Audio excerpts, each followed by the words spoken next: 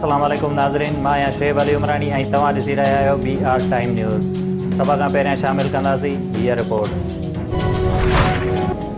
तेल, बिजली ऐं खाधे पीते जे शयुनि समेत आम वाहपे जे शयुनि जा अघ आसमान ते पहुचाईंदड़ तब्दीली सरकार गैस अघ वधाइण लाइ बि संदरा ॿधी वरिता। घरेलू सार्फ़िन लाइ गैस जी क़ीमत 35% ताईं वधाइण जी तजवीज़। क़ीमत में वाध बाबति हतमी फ़ैसिलो वफ़ाक़ी काबीना कंदी।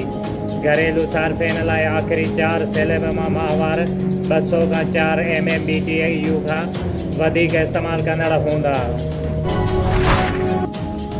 सिंध हुकूमत स्कूल्स लाइ बेंचिस ख़रीद करण वारे टेंडर रद्द करे छॾियो। हाणे डिवीज़न सतह ते बेंचिस ख़रीद कयूं वेंदियूं। तालीम वारे वज़ीर पारां जोड़ियल जांच कमेटी रिपोर्ट वॾे वज़ीर मुराद अली शाह आॾो पेश करे छॾी। कराचीअ जे मेहराण टाउन में फैक्ट्रीअ खे बाहि लॻण जा ज़िम्मेवार लेबर खातो, सिविल डिफेंस, KDA ऐं सिंध बिल्डिंग कंट्रोल अथॉरिटीअ जा ऑफिसर्स करार। पुलिस केस जो चालान अदालत में पेश करे छॾियो। FIA मालियाती स्कैंडल केस में अपोज़िशन लीडर शहबाज शरीफ़ ऐं हमज़ा शहबाज समेत समूरनि जवाबदारनि ख़िलाफ़ शाहिदियूं लाहौर जे बैंकिंग कोर्ट अॻियां पेश करे छॾियूं। नून लीग तर्जमान मरियम औरंगज़ेब जी सेंट्रल जेल सखर में पीपल्स पार्टी अॻवान ख़ुर्शीद शाह ऐं संदसि पुट MPA फ़ारूक शाह सां मुलाक़ात। ज़रियनि मूजिबि मुलाक़ात दौरान मुल्की सियासी सूरत हाल ऐं ॿियनि मामलनि ते ॻाल्हियूं। वज़ीर आज़म इमरान ख़ान चयो आहे त अमेरिका जी जंग में शामिल थियण सबबि 80,000 पाकिस्तानी शहीद थिया ऐं $150 अरब जो नुक़सानु थियो। अफ़गानिस्तान खे हिन वक़्तु अकेलो छॾियो वियो त वॾी आबादी गुरबत हेठि हली वेंदी।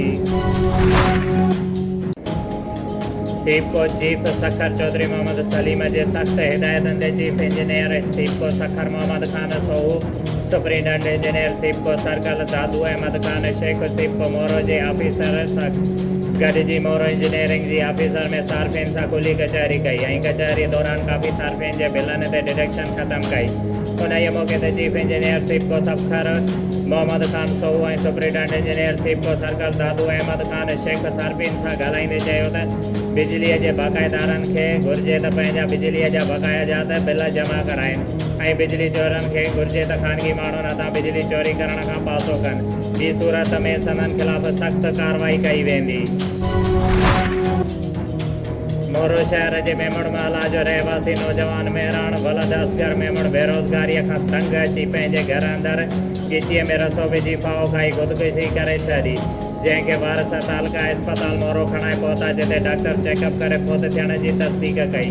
बाद में लाश जो कानूनी घुर्जूं पूरियूं करे लाश वारसनि हवाले कयो। उन मौक़े ते संदसि भाउ वकार मेमण जो चवणु हुयो त भाउ बेरोज़गारीअ सबबि परेशान रहंदो हो, जंहिं घर में फाओ खाई ज़िंदगीअ जो ॾींहुं हमेशह लाइ विसाए छॾियो आहे। हुन वधीक चयो त नौजवान काफ़ी दफ़ा मुख़्तलिफ़ खातनि में नौकिरीअ लाइ टेस्टूं ॾिनियूं हुयूं, पर हर दफ़े खेसि मायूसी मिली। लाश मोरो शहर जे मेमण महला घर पहुचण ते घर भातियुनि में कोहराम मची वियो। अहिड़ी ख़ुदकुशीअ जी रिपोर्ट मोरो थाणे ते दाख़िल कई वई।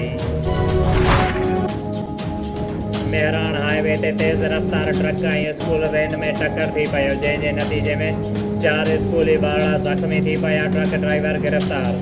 नवाबशाह भरिसां मेहरान हाईवे ते यूसुफ ज़रदारी स्टाफ वटि तेज़ रफ़्तार ट्रक ऐं स्कूली ॿारनि जी वैन में टक्कर थी पियो। हादिसे जे नतीजे में 4 स्कूल जा ॿारड़ा सख़्त ज़ख़्मी थी पिया, जिन खे तिबी इमदाद लाइ PMU इस्पताल नवाबशाह आंदो वियो, जिते 2 ॿारड़नि 5 वरियनि जे शोभान अली ऐं 8 वरियनि जे ग़ुलाम मुस्तफ़ा जी हालत गर्दी जोगी ॿुधाई पई वञे, जॾहिं त 9 वरियनि जो बिलावल अली ज़रदारी ऐं 13 वरियनि जो वकास अली ज़रदारी तिबी इमदाद ॾेई फ़ारिग कयो वियो। हादिसे बैदि बालूअ जा बोबा थाणे जी पुलिस ट्रक ड्राइवर खे गिरफ़्तार करे ट्रक पंहिंजी तहवील में वठी छॾी। ज़ख़्मी थियल 4 ॿारड़ा घर खां Latif public high school Nawabshah अची रहिया हुया त हादिसे जो शिकार थी विया।